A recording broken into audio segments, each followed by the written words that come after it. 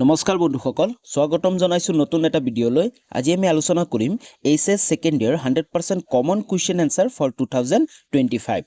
3 mark question answer geography খ-শাখা ভাৰত মানৱ সম্পদ আৰু অৰ্থ ব্যৱস্থা হয় জিওগ্ৰাফিৰ যি খ-শাখাটো আছে ভাৰত মানৱ সম্পদ আৰু অৰ্থ ব্যৱস্থা এই শাখাটোৰ ভিতৰত থকা প্ৰতিটো চেপ্টাৰৰে কমন 3 মাৰ্ক কোৱেশ্চন আনসাৰ 3 নম্বৰীয়া প্ৰশ্ন উত্তৰবোৰ আলোচনা কৰিম অলৰেডি মই পাৰ্ট 1 ভিডিঅ বনাইছো যদি তোমালোকে চোৱা নাই তেনেহলে ডেসক্ৰিপচনত যোৱা ভিডিঅটোৰ লিংক আছে তোমালোকে পাৰ্ট 1 ভিডিঅটো চাব পাৰা তো যদি প্ৰথমবাৰ মোৰ চেনেলটোলৈ ভিজিট কৰিছা তেনেহলে চেনেলটো সাবস্ক্ৰাইব কৰি লবা লগতে বেল আইকনটো প্ৰেছ কৰি অল কৰি লবা তো আহা আজি আমি খ শাখা ভাৰত মানৱ সম্পদ আৰু অৰ্থ ব্যৱস্থাৰ কমন 3 মাৰ্ক কোৱেশ্চন আনসাৰবোৰ আৰম্ভ কৰো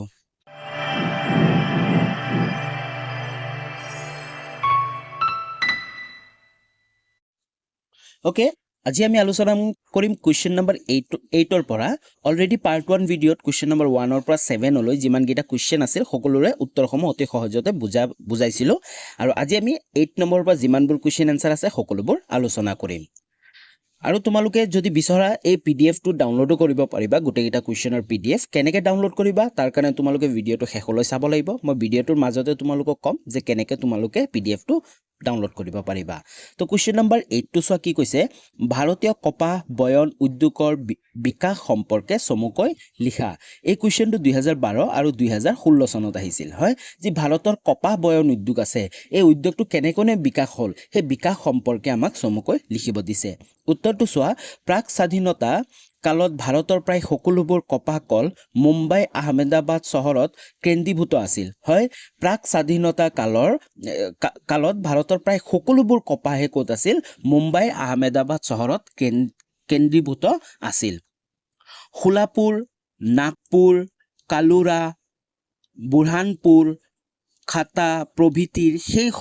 সময়ৰ ভাৰতত কপাহৰ উৎপাদনস্থলী সমূহৰ কিছুমান উপকেন্দ্ৰ আৰু পূব ভাৰতৰ সৰ্ববৃহৎ চহৰ কলকাতাৰ ওচৰে পাজৰে কিছু সংখ্যক কপাহ কল প্ৰতিষ্ঠা হৈছিল আৰু সেই সময়ত যিবোৰ ঠাইত কপাহ কল আছিল সেইবোৰ নাম হ'ল চোৱা শোলাপুৰ নাগপুৰ কালুৰা বুৰহানপুৰ খাতা প্ৰভৃতিৰ লগতে যি উত্তৰ পূব ভাৰতৰ যি সৰ্ববৃহৎ চহৰ কলকাতাৰ ওচৰে পাজৰে কিছু সংখ্যক কপাহ কল প্ৰতিষ্ঠা হৈছিল তাৰ বাহিৰে দেশৰ আন অঞ্চলত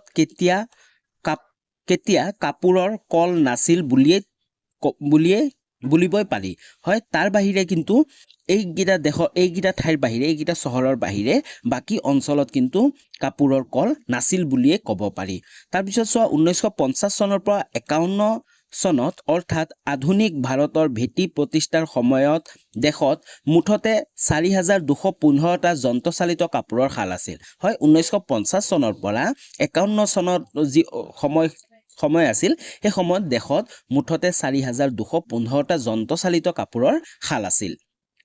ইয়াৰে 3401টা অৰ্থাৎ 81% শালৰ অৱস্থান আছিল মুম্বাই হয় ইয়াৰে যি 4215 আছিল তাৰ ভিতৰত 3401টাই অৰ্থাৎ 81% শাল ক'ত আছিল মুম্বাই আহমেদাবাদ নাগপুৰ আৰু কালুৰা চহৰত হয় এইগিটা চহৰতে 3401টা অৰ্থাৎ 81% শাল আছিল তাৰ পিছত চোৱা 1854 চনত মুম্বাই চহৰত ভাৰতৰ প্ৰথমটো যন্ত্ৰচালিত কাপোৰ কল প্ৰতিষ্ঠা হয় 1954 চনত মুম্বাইত ভাৰতৰ প্ৰথমটো যন্ত্ৰচালিত কাপোৰৰ কল প্ৰতিষ্ঠা হয় 2003 পৰা 2004 চনৰ পৰিসংখ্যা অনুক্ৰমে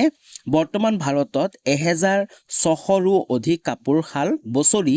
27945 নিযুত বৰ্গ মিটাৰ কাপোৰ তৈয়াৰ কৰা হয় 2003 পৰা 4 চনৰ পৰিসংখ্যা অনুক্ৰমে বৰ্তমান সময়ত ভাৰতত 1600ৰো অধিক কাপোৰৰ শাল আছে আৰু বছৰি কিমান উৎপাদন কৰা হয় বছৰি 27985 নিযুত বৰ্গ মিটাৰ কাপোৰ তৈয়াৰ কৰা হয় বুজি পাইছা এই কলসমূহত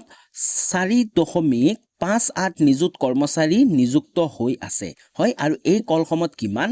কৰ্মচাৰী নিযুক্ত হৈ আছে 4.58 নিযুত কৰ্মচাৰী নিযুক্ত হৈ আছে দেশত উৎপাদিত মুঠ কপাহৰ 63% এই কলসমূহৰ কেঁচামাল হিচাপে ব্যৱহাৰ হয়। সেইদৰে এইসমূহ কলত উৎপাদিত কাপোৰৰ একাংশ ৰপ্তানি কৰি 2003 পৰা 2004 চনৰ ভাৰতে অৰ্জন কৰা বৈদেশিক মুদ্ৰাৰ মূল্য আছিল 55,400 কোটি টকা। হয়, আৰু যি এইসমূহ কলে উৎপাদন কৰা কাপোৰৰ আছিল, এই কাপোৰৰ পৰা 2003 পৰা 4 যি চাকৰিৰ সময় কালছোৱাত ভাৰতে কিমান অৰ্জন কৰিছিল বৈদেশিক মুদ্ৰা 55,400 কোটি টকা মানে ইনকাম কৰিছিল। অৰ্থাৎ দেশৰ মুঠ ৰপ্তানি দ্ৰব্যজাত অৰ্জনৰ 18.86%। গতিকে এই বয়ন শিল্পৰ লগত দেশৰ আভ্যন্তৰীণ অৰ্থনীতিৰ লগতে বৈদেশিক বাণিজ্যৰ পৰিক্ৰমাও ওতঃপ্ৰোতভাৱে জড়িত হৈ আছে। তাৰপিছত কি কৈছে 55,400 কোটি টকা, অৰ্থাৎ দেশৰ মুঠ ৰপ্তানিৰ দ্ৰব্যজাত অৰ্জনৰ 18.86% হয়, মানে ইনকাম কৰিছিল ভাৰতবৰ্ষই। গতিকে এই বয়ন শিল্পৰ লগত দেশৰ আভ্যন্তৰীণ অৰ্থনীতিৰ লগতে বৈদেশিক বাণিজ্যৰ পৰিক্ৰমাটো ওতঃপ্ৰোতভাৱে জড়িত হৈ আছে। তো দেশখনৰ আভ্যন্তৰীণ অৰ্থনীতিৰ লগতে যি বৈদেশিক বাণিজ্য আছে ন, বিদেশী বাণিজ্য আছে ন, বাণিজ্যও পৰিক্ৰমাটোও ওতঃপ্ৰোতভাৱে জড়িত হৈ আছে। বুজি পালা? আশা কৰোঁ তোমালোকে কুৱেশ্যনটো বুজি পাইছা, আৰু ইম্পৰ্টেণ্ট কুৱেশ্যন অলৰেডি 2012 আৰু 2016 চনত কুৱেশ্যনটো আহি গৈছে। নেক্সট কুৱেশ্যন আগবাঢ়ো। নেক্সট কুৱেশ্যনটো চোৱা, 9 নম্বৰ কুৱেশ্যনটো আমাক কি কৈছে, গোলকীকৰণৰ প্ৰভাৱবোৰ কি কি? 2016 চনত এই কুৱেশ্যনটা আহিছিল, গোলকীকৰণৰ প্ৰভাৱবোৰ কি কি? প্ৰথমতে চোৱা, গোলকীকৰণ মানেনো কি? উত্তৰটো চোৱা, গোলকীকৰণ ব্যৱস্থা অনুসৰি সম্পত্তি, সেৱা, মূলধন, শ্ৰম প্ৰভৃতিৰ আৰ্থিক সম্পদসমূহ এখন দেশৰ পৰা আন এখন দেশলৈ মুক্তভাৱে যাতায়াত কৰিব পাৰে। হয়, এই যি যাতায়াত কৰে তাকে কি কোৱা হয়? গোলকীকৰণ বুলি কোৱা হয়। এখন দেশৰ যিকোনো এটা সম্পদ হ'ব পাৰে, যিকোনো মূলধন হ'ব পাৰে, যেতিয়া আন এটা দেশলৈ মুক্তভাৱে যায় তাকে গোলকীকৰণ বোলে। তাৰপিছত চোৱা, নিজৰ দেশৰ উৎপাদন ব্যৱস্থাটোক বিশ্বৰ প্ৰতিযোগিতামূলক বজাৰৰ কাষ চপাই দেশীয় সম্পদৰ ক্ষীপ্ৰ উন্নয়ন সাধন কৰাই বিশ্বায়নৰ প্ৰধান লক্ষ্য। আৰু এই গোলকীকৰণৰ প্ৰধান লক্ষ্য কি? নিজৰ দেশত যি উৎপাদন হয় সেই উৎপাদন ব্যৱস্থাটোক বিশ্বৰ যি প্ৰতিযোগিতামূলক বজাৰ আছে এই বজাৰলৈ কাষ চপাই নিয়াই হৈছে কি? প্ৰধান লক্ষ্য। তাৰপিছত চোৱা, ভাৰতৰ আৰ্থ-সামাজিক অৱস্থাৰ পৰিসৰত বিদেশী বিনিয়োগ সহায়ত দেশৰ বিভিন্ন আৰ্থিক খণ্ডৰ উৎপাদন বৃদ্ধি যোগেদি দেশখনৰ সামগ্ৰিক অৰ্থনৈতিক উন্নয়ন সাধন কৰাই বিশ্বায়নৰ প্ৰাথমিক লক্ষ্য। আৰু বিশ্বায়নৰ যি এই গোলকীকৰণৰ প্ৰাথমিক লক্ষ্য কি? যি ভাৰতৰ আৰ্থ-সামাজিক অৱস্থাৰ পৰিসৰত বিদেশী বিনিয়োগৰ সহায়ত দেশৰ বিভিন্ন আৰ্থিক খণ্ডৰ উৎপাদন বৃদ্ধি যোগেদি দেশখনৰ সামগ্ৰিক অৰ্থনীতিৰ উন্নয়ন সাধন কৰাই হৈছে বিশ্বায়নৰ প্ৰাথমিক লক্ষ্য। তাৰপিছত চোৱা, দ্বিতীয়তে এই বিশ্বায়নৰ যোগেদি ভাৰতত বহুজাতিক কোম্পানী মুক্ত পৰ্দাপণ সম্ভৱ কৰি তুলিছে। হয়, আৰু এই বিশ্বায়নৰ যোগেদিয়ে ভাৰতত বিভিন্ন ধৰণৰ হয় বৈদেশিক যিমানবোৰ কোম্পানী আছে এই কোম্পানীবোৰ আহিছে। তৃতীয়তে, এই বিশ্বায়নৰ অংশীদাৰ ৰাষ্ট্ৰ হিচাপে ভাৰতৰ বহুতো কোম্পানীৰ পক্ষে আন ৰাষ্ট্ৰৰ অৰ্থনৈতিক পৰিক্ৰমাবোৰত নিজ নিজ সূত্ৰ অনুসৰি অংশগ্ৰহণৰ পথ প্ৰশস্ত হৈছে। চতুৰ্থত, এই নীতি অনুসৰি ভাৰতৰ বজাৰমুখী বিদেশজাত আমদানি দ্ৰব্যৰ পৰিমাণ বৃদ্ধি পোৱাৰ লগতে এনে দ্ৰব্যৰ ওপৰত আমদানিৰ শুল্ক হাৰ পাইছে। হয়, আৰু যি এই বিদেশীসকলে আমাৰ দেশত আহি যিকোনো ইণ্ডাষ্ট্ৰি গঢ়ি তুলিছে হয় নে, তাৰ কাৰণে তেওঁলোকে যিমান ইনকাম কৰি আছে তাৰ কাৰণে আমাৰ কি ভাৰতে কিমান পাই আছে? অকণমান টেক্স বুলিও পাই আছে। বুজি পাইছা? তো আশা কৰোঁ তোমালোকে এই কুৱেশ্যনটো বুজি পাইছা। আমি নেক্সট কুৱেশ্যন আগবাঢ়ো। নেক্সট কুৱেশ্যনটো চোৱা, 10 নম্বৰ কুৱেশ্যনটো আমাক কি কৈছে? উদাৰীকৰণৰ প্ৰধান বৈশিষ্ট্যসমূহ কি কি? 2014 আৰু 2016 চনত এই কুৱেশ্যনটো আহিছিল, উদাৰীকৰণৰ প্ৰধান বৈশিষ্ট্যসমূহ কি কি? উত্তৰটো চোৱা, উদাৰীকৰণ নীতি অনুসৰি দেশৰ সামগ্ৰিক নিৰাপত্তা আৰু পৰিৱেশ ৰক্ষণাবেক্ষণৰ লগত সম্পৰ্ক জড়িত 6টা উদ্যোগ খণ্ডৰ বাহিৰে আনবোৰ উদ্যোগৰ বেলিকা অনুজ্ঞাপত্ৰ সংগ্ৰহ ব্যৱস্থা উঠাই লোৱা হয়। তদুপৰি দেশৰ সামগ্ৰিক উদ্যোগ পৰিক্ৰমাত 1956 চনৰ পৰা বাহাল থকা চৰকাৰী খণ্ডৰ অধিকাৰ 17% পৰা 4%লৈ হ্ৰাস কৰা হয়। এই নীতি অনুসৰি দেশৰ পাৰমাণৱিক শক্তি উৎপাদন আৰু ৰেল পৰিবহণৰ লগত জড়িত উদ্যোগসমূহক সম্পূৰ্ণ চৰকাৰী খণ্ড ৰখা হয় হয় আৰু যি এই পাৰমাণৱিক শক্তি আৰু ৰেল পৰিবহণৰ লগত জড়িত যিমানবোৰ উদ্যোগ আছে এই সকলোবোৰ উদ্যোগ সম্পূৰ্ণ চৰকাৰী খণ্ডত ৰখা হয় আৰু যি 1956 চনত যি বাহাল থকা চৰকাৰী খণ্ডৰ অধিকাৰ 17% পৰা কিমান শতাংশলৈ যায় শতাংশৰ পৰা 4% হ্ৰাস কৰা হয় বুজি পাইছা তাৰ পিছত চোৱা আৰু দেশৰ চৰকাৰী খণ্ডৰ উদ্যোগসমূহৰ কিছুমান অংশপত্ৰ ভালেমান বিত্তীয় প্ৰতিষ্ঠান আৰু জনসাধাৰণৰ মাজত বিতৰণ কৰিবলৈকো চৰকাৰে সিদ্ধান্ত হয় আকৌ এই নীতি অনুসৰি ব্যক্তিগত খণ্ডৰ উদ্যোগসমূহত বিনিয়োগৰ পৰিসৰ অসীম পৰ্যায়লৈ সম্প্ৰসাৰণৰ লগতে এনেবোৰ উদ্যোগ স্থাপন উদ্দেশ্যে আগতীয়া অনুমোদনৰ প্ৰয়োজন নোহোৱা হ'ল হয় আৰু এনেবোৰ খণ্ডৰ যিবোৰ উদ্যোগসমূহ আছে এই উদ্যোগসমূহ গঢ় ল'বৰ কাৰণে আগতীয়া অনুমোদনৰ প্ৰয়োজন নোহোৱা হ'ল বুজি পালা তাৰপিছত চোৱা বৰঞ্চ নিৰ্দিষ্ট প্ৰপত্ৰ যোগে চৰকাৰক একোখন স্মাৰক প্ৰদান কৰাৰ লগে লগে অনুজ্ঞাপত্ৰ বিহীন এনে একোটা উদ্যোগত পুঁজিৰ বিনিয়োগ সম্ভৱ হৈ উঠিল ওকে তো আশা কৰোঁ তোমালোকে এই কুৱেশ্যনটো বুজি পাইছা আমি নেক্সট কুৱেশ্যন আগবাঢ়ো নেক্সট কুৱেশ্যনটো চোৱা 11 নম্বৰ কুৱেশ্যনটো আমাক কি কৈছে যি ছোটনাগপুৰ ঔদ্যোগিক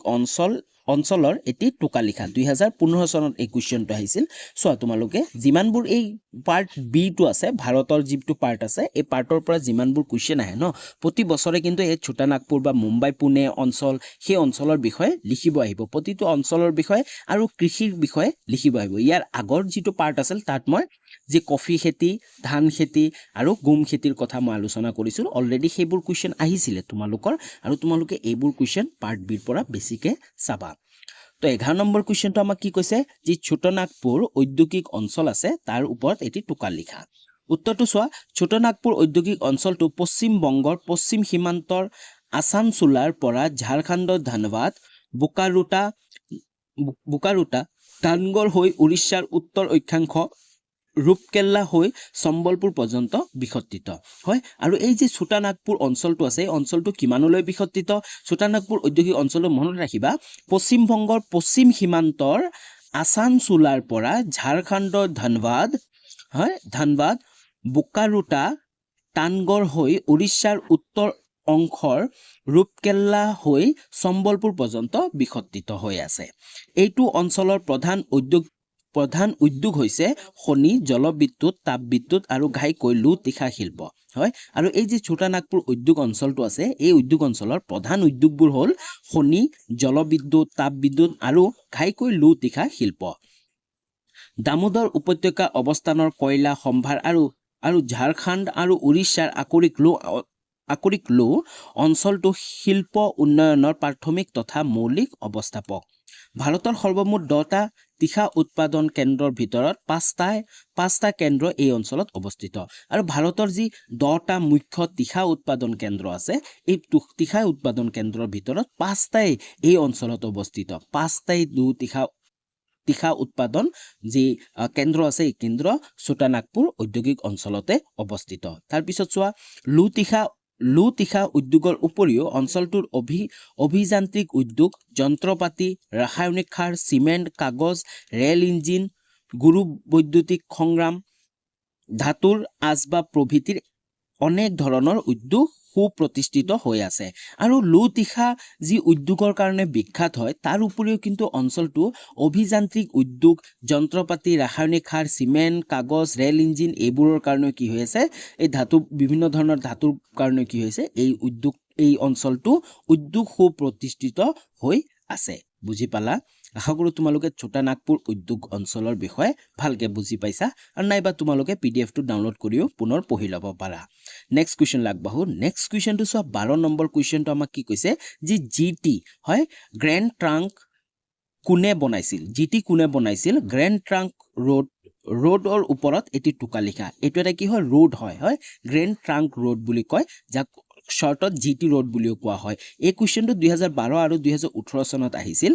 অতিকৈ ইম্পৰ্টেণ্ট কুৱেশ্যন তোমালোকে চোৱা যি গ্ৰেণ্ড ট্ৰাংক ৰোডটোক চমুকৈ জিটি ৰোড বুলিও কোৱা হয় মই ক'লোৱে যি গ্ৰেণ্ড ট্ৰাংক ৰোডটো আছে ইয়াক চমুকৈ GT ৰোড বুলিও কোৱা হয় গ্ৰেণ্ড ট্ৰাংক পথটো আফগানৰ শাসনকৰ্তা শ্বেৰ শাহ ছুৰীয়ে 1539 চনৰ পৰা 1548ৰ ভিতৰত তেখেতৰ শাসনকালত নিৰ্মাণ কৰিছিল হয় আৰু এই যি GT ৰোডটো আছে এই GT ৰোডটো কোনে নিৰ্মাণ কৰিছিল GT ৰোডটো নিৰ্মাণ কৰিছিল আফগান শাসনকৰ্তা শ্বেৰ শাহ ছুৰীয়ে 1539 চনৰ পৰা 1548 চনৰ ভিতৰত মনত ৰাখিবা চনটো আৰু কোনে নিৰ্মাণ কৰিছিল এইটো কি ঠিক 1 মাৰ্ক কুৱেশ্যনতো আহি যাব পাৰে যে GT ৰোডটো কোনে নিৰ্মাণ কৰিছিল মনত ৰাখিবা আফগান শাসনকৰ্তা শ্বেৰ শাহ ছুৰীয়ে কিমান চনত 1539 চনৰ পৰা 1548 চনৰ ভিতৰত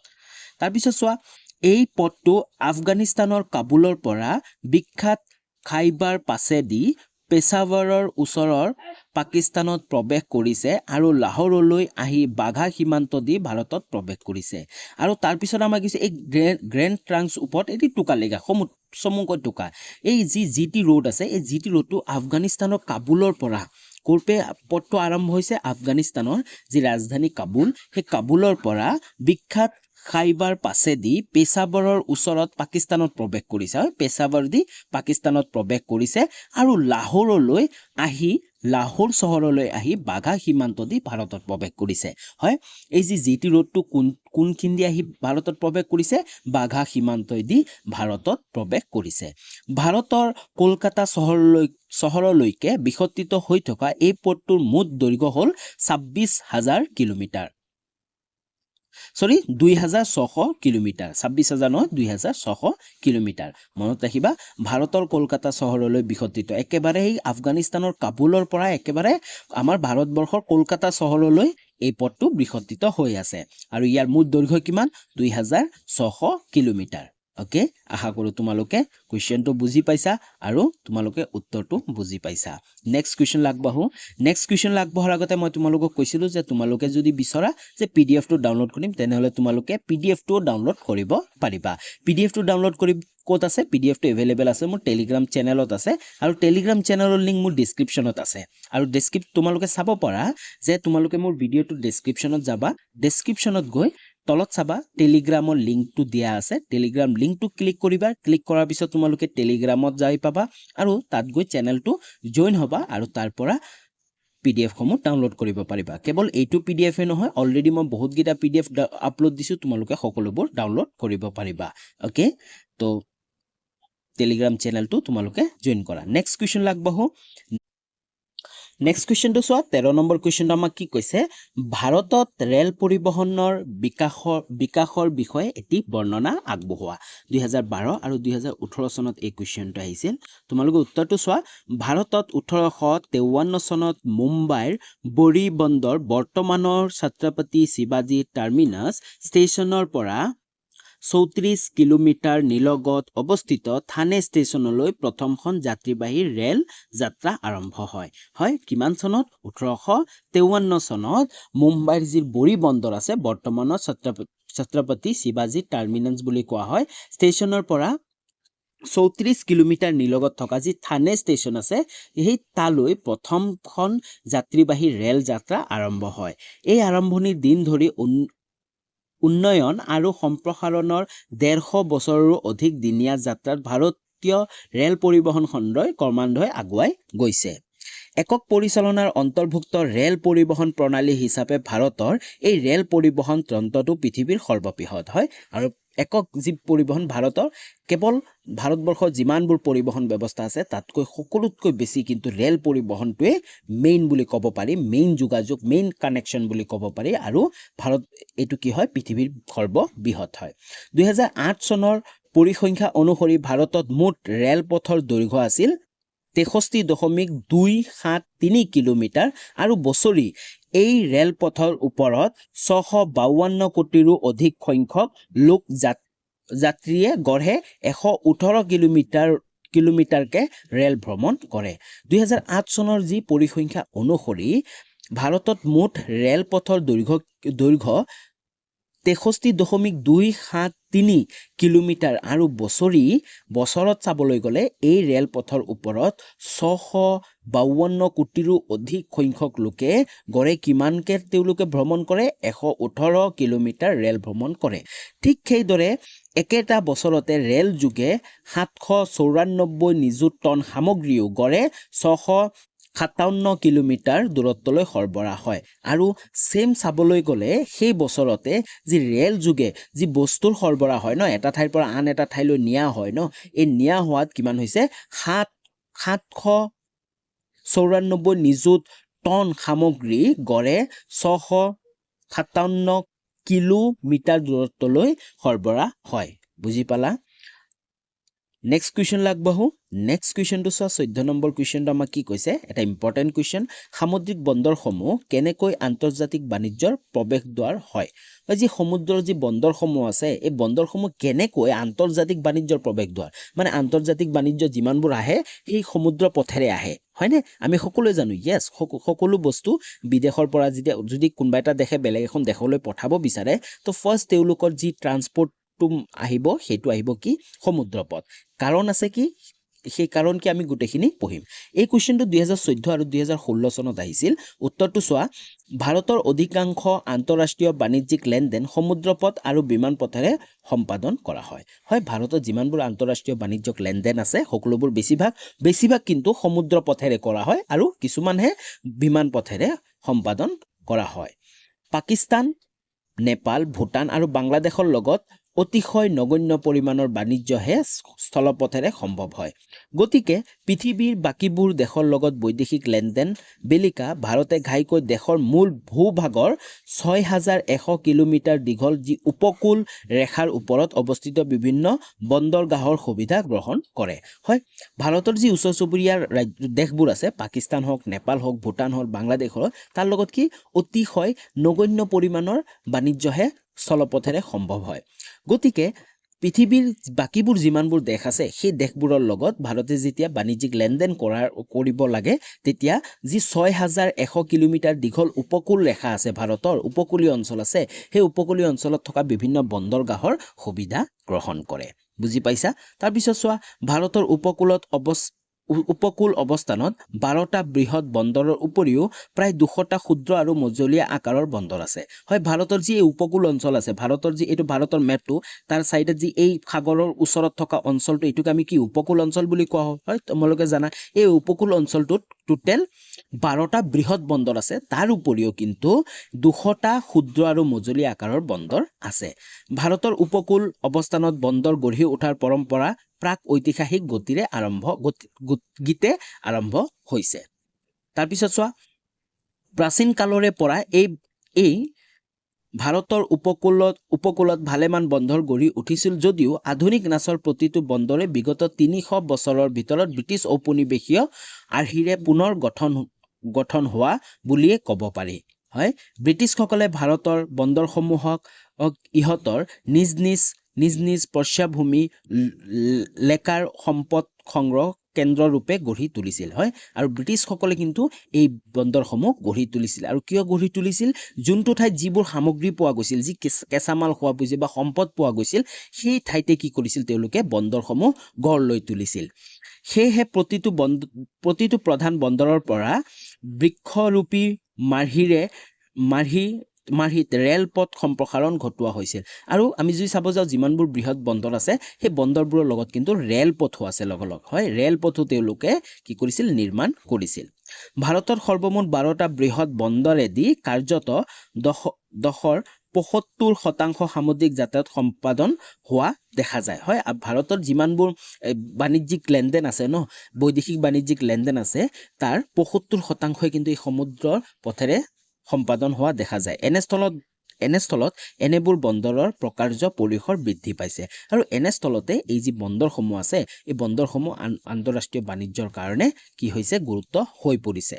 তাৰপিছত চোৱা ওপৰৰ আলোচনাৰ পৰা দেখা যায় যে ঐতিহাসিক কালৰ পৰা বৰ্তমান সময়লৈকে ভাৰতৰ আন্তৰ্জাতিক বাণিজ্যসমূহ সমুদ্ৰ পথেৰে সম্পাদন হৈ আহিছে আমি চাই গম পালো কি যে এই প্ৰাক ঐতিহাসিক কালৰ পৰাই বৰ্তমান সময়লৈকে কিন্তু যি ভাৰতৰ আন্তৰ্জাতিক বাণিজ্য এই বাণিজ্য সমুদ্ৰ পথৰ ওপৰতে ডিপেণ্ড হৈ আছে হয় সেয়েহে সামুদ্ৰিক বন্দৰসমূহক আন্তঃৰাষ্ট্ৰীয় বাণিজ্যৰ প্ৰৱেশদ্বাৰ বুলি কোৱা হয় তো তাৰ কাৰণে আমি কি ক'ব পাৰিম যে এই যি সমুদ্ৰ বন্দৰবোৰ আছে এই বন্দৰবোৰ আন্তঃৰাষ্ট্ৰীয় বাণিজ্যৰ প্ৰৱেশদ্বাৰ বুজি পালা আশা কৰোঁ তোমালোকে প্ৰশ্নটো আৰু লগতে উত্তৰটো অতি সহজতে বুজিব পাৰিছা নেক্সট কুৱেশ্যন আগবাঢ়ো নেক্সট কুৱেশ্যনটো চোৱা 15 নম্বৰ কুৱেশ্যনটো আমাক কি কৈছে ঔদ্যোগিক প্ৰদূষণৰ কাৰণ ব্যাখ্যা কৰা 2017 চনত এই কুৱেশ্যনটো আহিছিল ঔদ্যোগিক প্ৰদূষণ কেনেকৈনো হয় তাৰ কাৰণবোৰ ব্যাখ্যা কৰিব দিছে উত্তৰটো চোৱা ঔদ্যোগিক আৰু খনিৰ কাজসমূহ মাটি প্ৰদূষণৰ প্ৰধান উৎস হয় এই যে উদ্যোগবোৰ আছে উদ্যোগ আৰু খনিৰ যি কাজসমূহ আছে এই কাজসমূহ হৈছে কি মাটি প্ৰদূষণৰ প্ৰধান উৎস কাগজ কল হয় চমৰা উদ্যোগ চেনিকল প্ৰভৃতিৰ জৈৱিক সম্পদৰ লগত সম্পৰ্ক জড়িত উদ্যোগসমূহ আৰু তেল শোধনাগাৰ শক্তি উৎপাদনস্থলী ৰাসায়নিক উদ্যোগ প্ৰভৃতিৰ ঘাইকৈ খনিজ সম্পদপুষ্ট উদ্যোগসমূহৰ পৰা নিয়মিত ৰূপত বৃহৎ পৰিমাণৰ আৱৰ্জনা বাহিৰ হয় হয় এইবোৰৰ পৰা কি বৃহৎ আৱৰ্জনা বাহিৰ হয় এনেবোৰ আৱৰ্জনাই উদ্যোগ কেন্দ্ৰৰ চৌপাশৰ মাটি আৱৰি ধৰি এই মাটিৰ গছ বন গজাৰ বাবে অনুপযোগী কৰি তোলে আৰু এই আৱৰ্জনাবোৰে কি হয় গছ বন জগাৰ যি ব্যৱস্থা আছে এইটো কি কৰি পেলাই অনুপযোগী কৰি তোলে তদুপৰি কয়লা পেট্ৰলিয়াম চূণশিল প্ৰভৃতিৰ প্ৰায় সকলো ধৰণৰ খনিসমূহতে নিষ্কাশন কৰা খনিজ সম্পদৰ একোটা বুজন অংশ ভাগি ছিগি মাটিৰ লগত মিহলি হৈ যায় আৰু যি চূণশিলবোৰ আছে হয় না পেট্ৰলিয়ামবোৰ আছে তাৰ পৰা যি লেতেৰা আৱৰ্জনাবোৰ ওলায় সেইবোৰে কিন্তু মাটি অতিকৈ বেয়া কৰি পেলাই আৰু মাটিৰ উৰ্বৰতা শক্তি কমাই দিয়ে তো এনেকৈ ঔদ্যোগিক প্ৰদূষণ আৰম্ভ হয় আৰু এইবোৰে হ'ল ঔদ্যোগিক প্ৰদূষণৰ প্ৰধান কাৰণ বুজি পালা নেক্সট কুৱেশ্যন আগবাঢ়ো নেক্সট কুৱেশ্যনটো চোৱা 16 নম্বৰ কুৱেশ্যনটো আমাক কি কৈছে বায়ু প্ৰদূষণৰ কাৰণবোৰ কি 2017 চনত এই কুৱেশ্যনটো আহিছিল বায়ু প্ৰদূষণৰ কাৰণবোৰ কি এটা ইম্পৰ্টেণ্ট কুৱেশ্যন চোৱা তোমালোকে উত্তৰটো সকলো ধৰণৰ কল কাৰখানা চলোৱাৰ উদ্দেশ্যে শক্তি উৎপাদন কাৰ্যও বায়ুৰ দ্বাৰাহে সম্ভৱ হয় এই বায়ুত নানাবিধ প্ৰদূষক মিহলি হোৱাৰ ফলত ই দূষিত হয় আৰু যি কল কাৰখানাবোৰ আছে যিবোৰ উদ্যোগবোৰ আছে উদ্যোগৰ পৰা যি নিৰ্গত ধোঁৱা ছাই যিবোৰ ওলায় সেইবোৰ কি প্ৰদূষক হয় প্ৰদূষক কাক বোলে যে প্ৰদূষণ সৃষ্টি কৰে তাক প্ৰদূষক বুলি কয় মনত ৰাখিবা তোমালোকে আৰু এই প্ৰদূষকবোৰ মিহলি হোৱাৰ ফলতে ই দূষিত হয় এই বায়ু দূষিত হয় বায়ু প্ৰদূষণবোৰ বিভিন্ন উৎসৰ পৰা উৎপত্তি হয় এনে উৎসসমূহ হ'ল তলত আমি আলোচনা কৰিম কি উৎসৰ পৰা বায়ু প্ৰদূষণবোৰ হয় মানে ইয়াৰ কাৰণবোৰ প্ৰথমটো চোৱা আগ্নেয়গিৰি উদ্গীৰণৰ পৰাও বায়ু প্ৰদূষণ হয় খ নম্বৰটো চোৱা নানা ধৰণৰ কল কাৰখানা ঔদ্যোগিক প্ৰতিষ্ঠান সাৰ কাৰখানা তেল শোধনাগাৰ আদিৰ পৰা নিৰ্গত হোৱা গেছ ধোঁৱা তাপ আদিয়ে উচ্চ হাৰত বায়ু প্ৰদূষিত কৰে আৰু নানা ধৰণৰ যি কল কাৰখানাবোৰ আছে ঔদ্যোগিক প্ৰতিষ্ঠানবোৰ আছে সাৰ কাৰখানা আছে তেল শোধনাগাৰ আছে সেইবোৰৰ পৰা যি নিৰ্গত হোৱা গেছ ধোঁৱা তাপ আদিয়ে কি কৰে বায়ু প্ৰদূষণ কৰে গ নম্বৰটো চোৱা জনসংখ্যা বিস্ফোৰণ